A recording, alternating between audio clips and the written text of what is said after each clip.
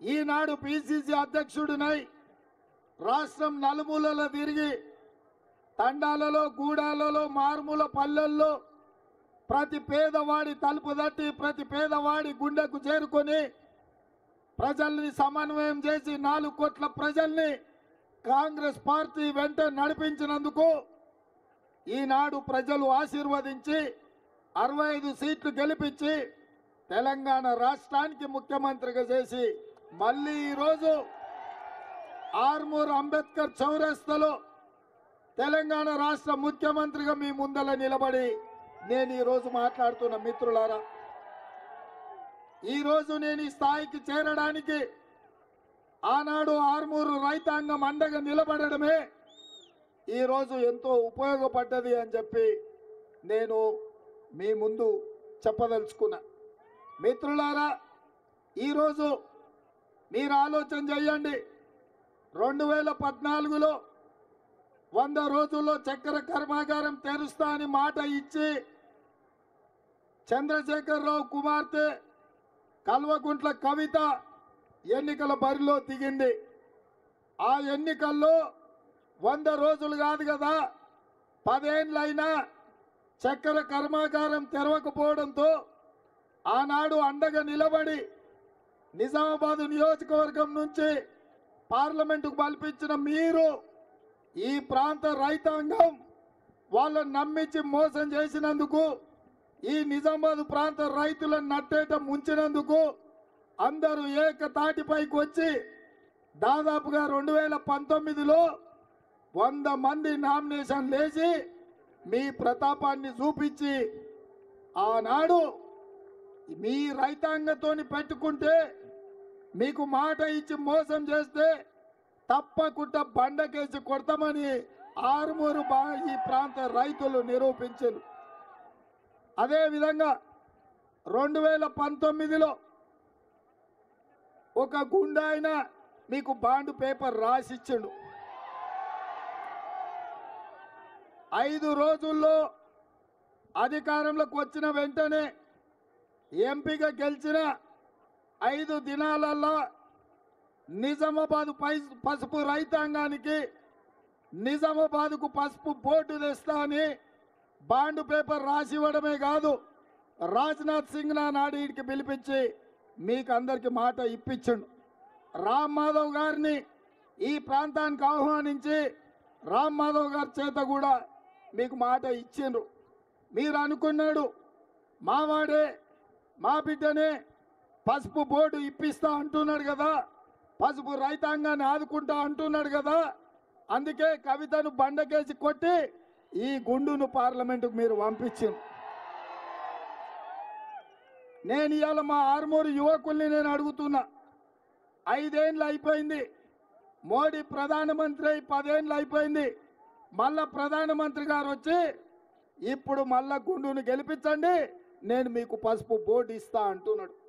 నేను అడుగుతున్నా, ఇదే ఒకవేళ గుజరాత్లో మాట ఇచ్చుంటే, ఇదే ఒకవేళ ఉత్తరప్రదేశ్లో మాట ఇచ్చుంటే ఇవాళ నరేంద్ర మోడీ గారు ఇట్లనే వాయిదాలు వేసుకుంటా 10 సంవత్సరాలు వాయిదా పెడుతుండేనా? ఇవాళ మన ప్రాంతమన్నా మన రైతులన్నా లెక్కలేని తనం వల్లనే ఎన్నిసార్లైనా వీళ్ళను వంచవచ్చు, మోసం చెయ్యొచ్చు, ఎప్పటికైనా వీళ్ళని నమ్మించి గొంతు కొయ్యొచ్చు అని ఇవాళ నరేంద్ర మోడీ గారు ధర్మపురి అరవింద్ గారు అనుకుంటున్నారు.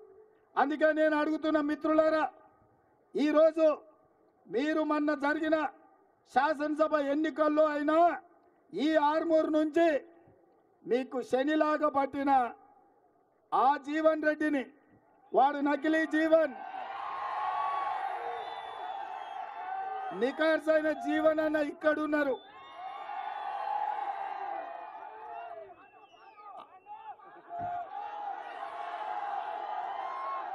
వదిలించుకోనికే ఇంకొక ఆయన తెచ్చుకున్నారు. ఇవాళ మీ పరిస్థితి పెన్నం మీద నుంచి పోయి పొయ్యిలో పడ్డట్టు అయింది. ఈడ కూడా అసెంబ్లీలో కాంగ్రెస్ను గెలిపించకుండా బీజేపీని గెలిపించారు. నేను అడుగుతున్న, మరి బీజేపీ నుంచి గెలిచి ఎమ్మెల్యే గారు 150 రోజులు అయ్యింది, మోడీ గారి నుంచి మీకు ఏమి తెచ్చిండో చివరికి ఆర్మూరు మున్సిపాలిటీకి ఇది అత్యంత ప్రాచీనమైన మున్సిపాలిటీ. ఎప్పుడో గ్రామ పంచాయతీ కట్టిన బిల్డింగ్లో మున్సిపల్ కార్యాలయం ఉన్నది. కనీసం ఆర్మూరు మున్సిపాలిటీకి మున్సిపల్ కార్యాలయంలో కూడా మోడీ నుంచి తేలేకపోయిందంటే మీరు ఎమ్మెల్యేకి వేసిన ఓట్లు శుద్ధ దండగైనాయా లేదా మీరు ఒక్కసారి ఆలోచన చెయ్యండి.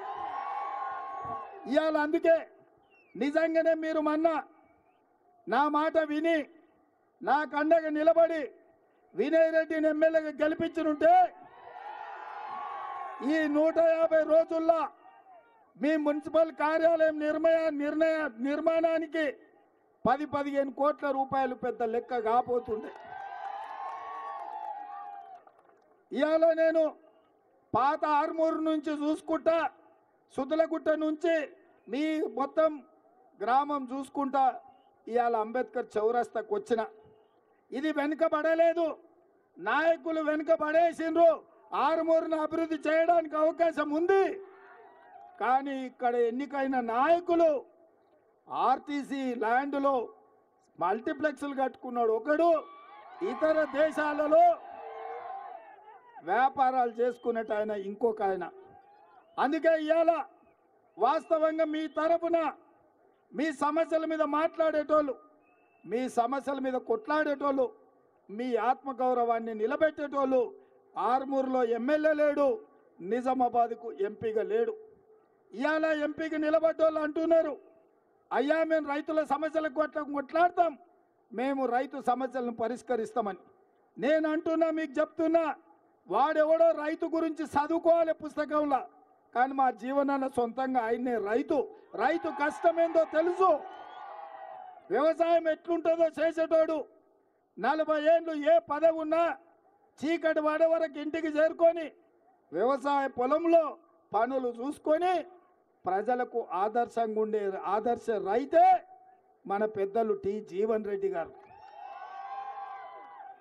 ఇవాళ రైతు వ్యతిరేక నల్ల చట్టాలు చేస్తే హర్యానా పంజాబ్ నుంచి లక్షలాది మంది రైతులు ఢిల్లీ సరిహద్దులో మోరించి నరేంద్ర మోడీని మెడలు వంచి రైతు వ్యతిరేక నల్ల చట్టాలు వెనక్కి తీసుకునేటట్టు చేసి రైతులకు క్షమాపణ చెప్పించిన పౌరుషం హర్యానా పంజాబ్ రైతులది. ఆ స్ఫూర్తి తెలంగాణ రాష్ట్రంలో ఏ రైతులకైతే ఉందంటే అది ఈ ప్రాంతం ఆర్మూరు, ఈ ప్రాంతంలో మీ నిజామాబాద్ ప్రాంతంలో హర్యానా పంజాబ్ రైతులకు ఎట్లయితే ఆత్మ గౌరవం కోసం ఆఖరి శ్వాస వరకు కొట్లాడతారో ఈ ఆర్మూరు ప్రాంత రైతులు కూడా అదే పౌరుషంతో కొట్లాడే వాళ్ళు. అందుకే ఇవాళ మీకందరికీ నేను ఒక్క మాట చెప్పదలుచుకున్నా, మీ సమస్యలు పరిష్కరించాలన్నా, మీ పసుపు బోర్డు మీకు రావాలన్నా, మీ చక్కెర కర్మాగారం తొందరలోనే తెరుచుకోవాలన్నా పెద్దలు జీవన్ రెడ్డి గారు పార్లమెంటుకు ఎన్నిక కావాలి.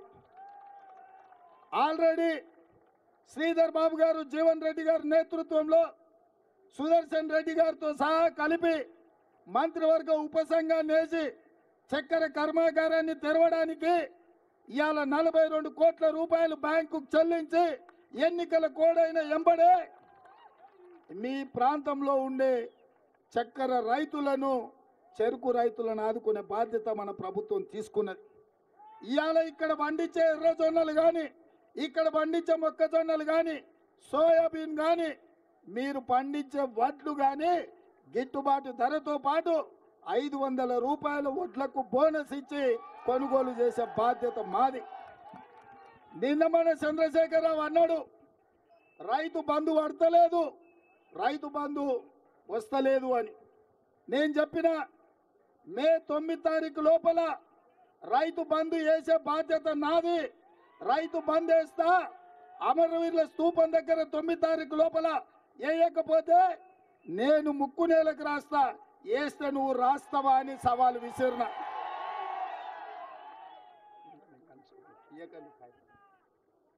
ఇవాళ ఆ సవాలు విసిరి 9 తారీఖు కాదు 6 తారీఖు లోపలనే ఈ రాష్ట్రంలో ఉండే 69 లక్షల రైతులకు రైతు భరోసా పథకం కింద ఆఖరి రూపాయి వరకు 6 తారీఖు నాడే అందరి ఖాతాలు వేసిన. ఇవాళ చంద్రశేఖరరావు నేను అడుగుతున్నా, నీకు సిగ్గుమానం ఉంటే రా అమరవీరుల స్తూపం దగ్గరికి, లేకపోతే ఆర్మూర్ అంబేద్కర్ చౌరస్తలకు రా. సవాలు విసురుడు కాదు, సవాళ్లు స్వీకరించే దమ్ముండాలి కేసీఆర్.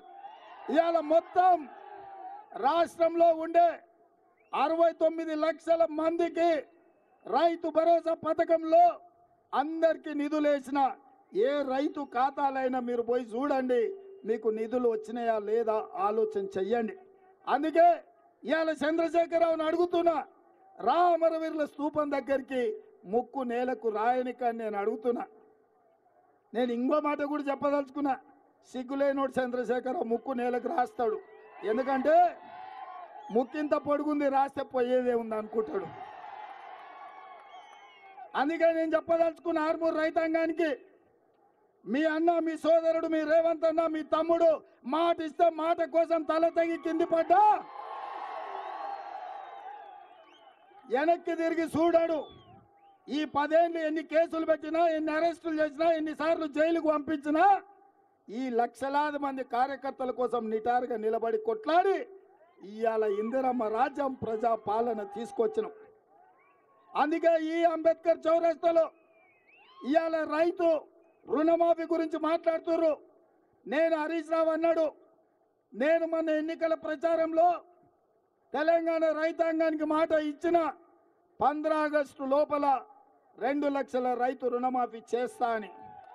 హరీష్ రావు అన్నాడు, నువ్వు చెయ్యలేవు, నువ్వు చేస్తే నేను రాజీనామా చేస్తా, మళ్ళీ ఎన్నికల్లో పోటీ చేయను సిద్దిపేటలో అని. నేను అన్న హరీష్ రావుతోని, రాజీనామా పత్రం జేబులో పెట్టుకో, 15 ఆగస్టు నాడు ఈ దేశానికి స్వాతంత్రమే కాదు, రైతులకు రుణమాఫీ నుంచి స్వతంత్రమే కాదు, సిద్దిపేట పట్టిన శనీశ్వరరావును కూడా వదిలిస్తా అని. అందుకే ఇవాళ ఆర్మూరు ప్రజలకు, ఆర్మూరు రైతాంగానికి, నిజామాబాద్ రైతాంగానికి నేను మాట ఇస్తున్నా, ఆర్మూరు సుద్దులగుట్ట సాక్షిగా 15 ఆగస్టు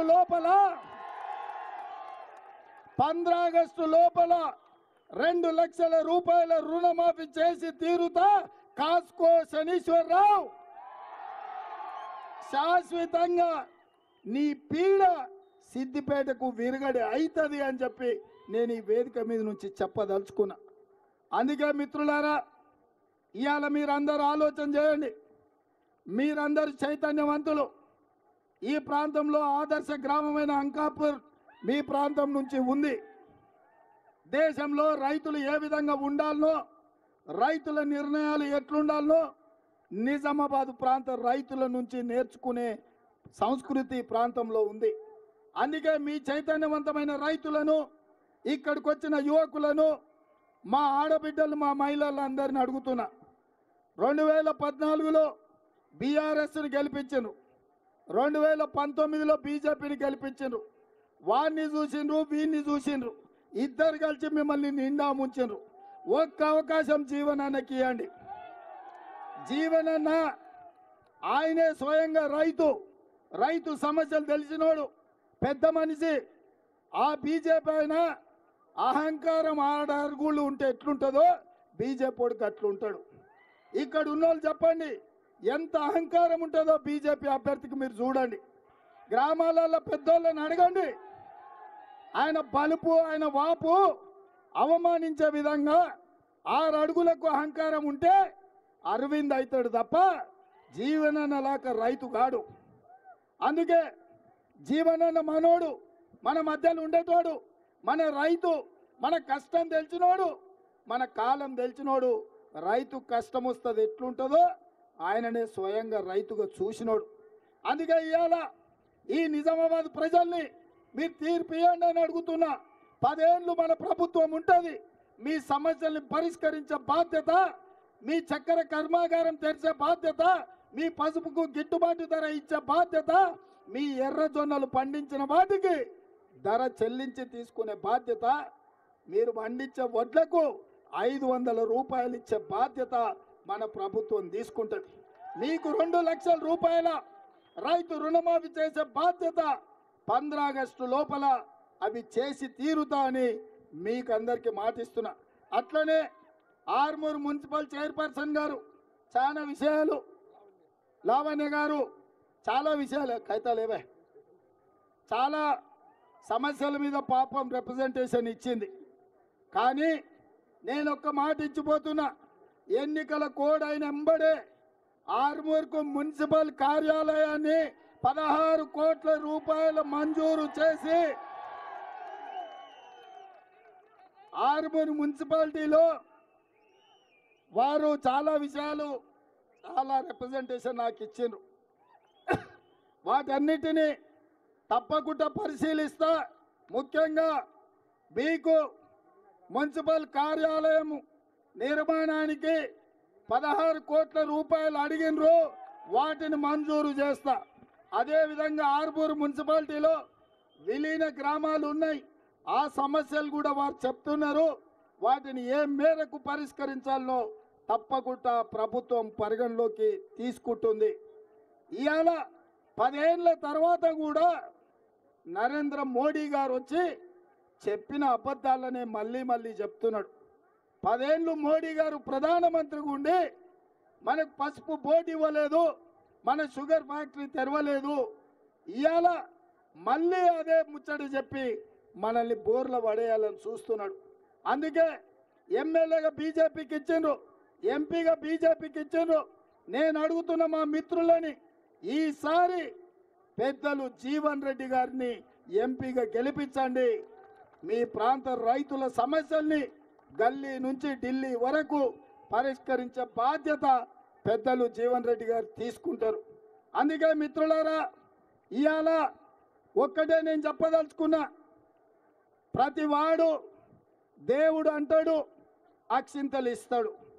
నేను అడుగుతున్న ఈడ 90% మా హిందూ సోదరులు ఉన్నారు, మా హిందూ బంధువులు ఉన్నారు.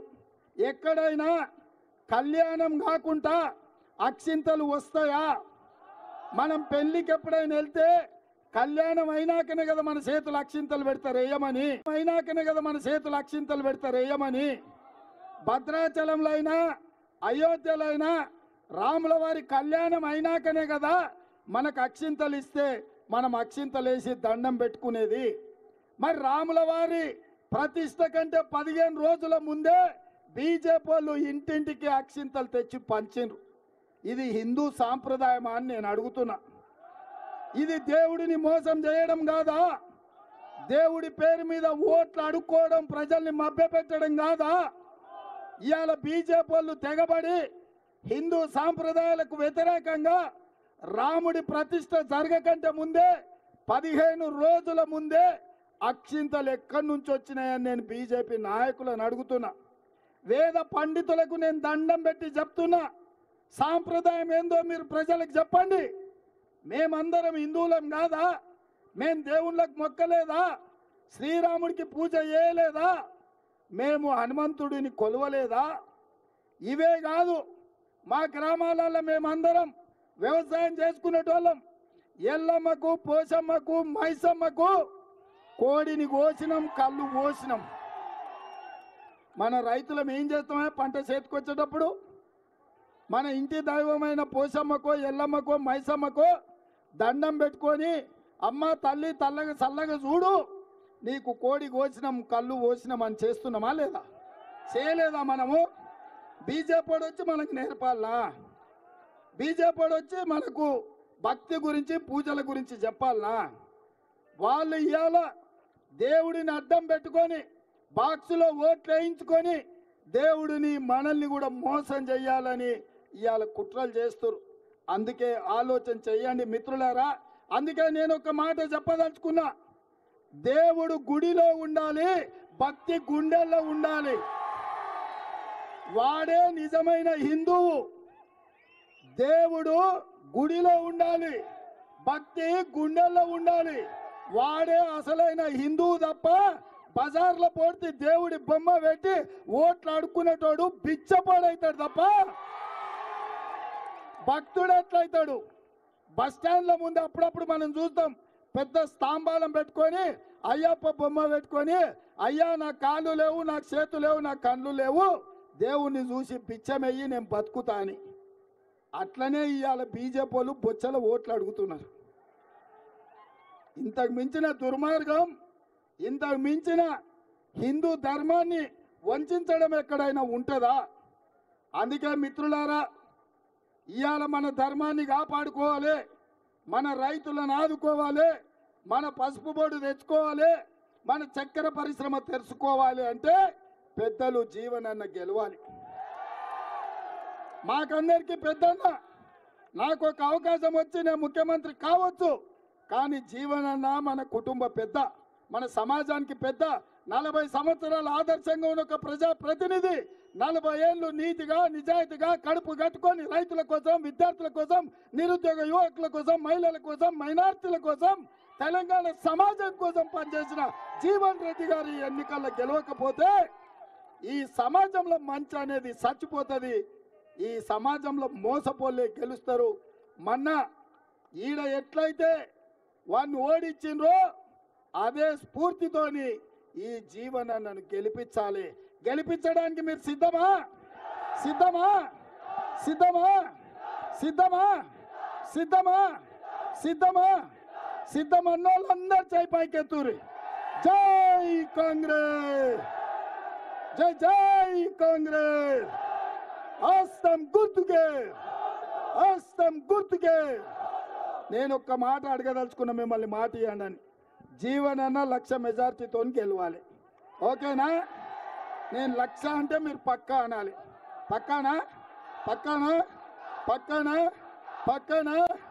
1,00,000, 1,00,000, 1,00,000, 1,00,000, 1,00,000, 1,00,000, 1,00,000, 1,00,000, 1,00,000, 1,00,000, 1,00,000, 1,00,000, 1,00,000, 1,00,000, 1,00,000, 1,00,000, 1,00,000, 1,00,000, 1,00,000, 1,00,000.